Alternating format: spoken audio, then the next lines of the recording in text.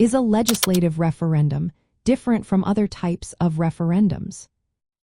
Imagine a process where voters get to weigh in directly on laws and changes to the Constitution.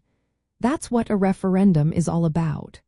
But not all referendums are the same, and understanding the differences can help you see how democracy works in action.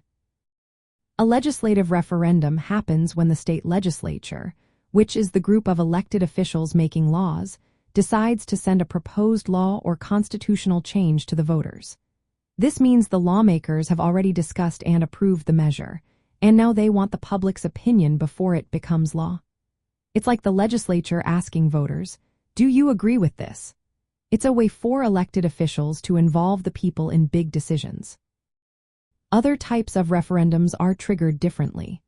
For example, a popular referendum is started by citizens.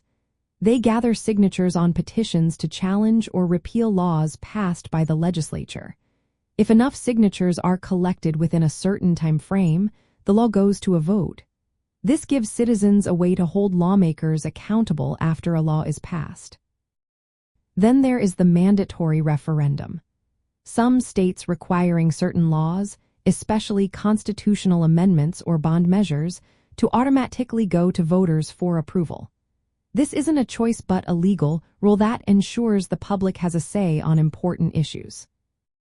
Another type is the recall referendum, which allows voters to remove an elected official from office before their term ends.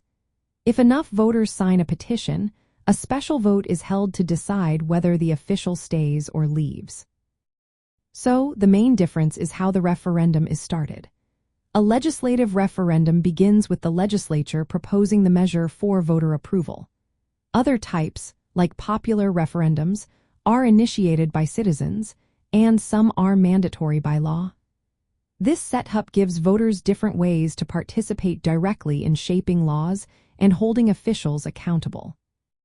States vary in how they use these referendums, some requiring a legislative referendum for all constitutional changes, while others leave it to the legislature's discretion.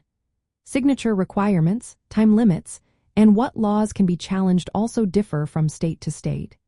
Knowing these differences helps you understand how ballot measures work and how your voice can influence laws and policies.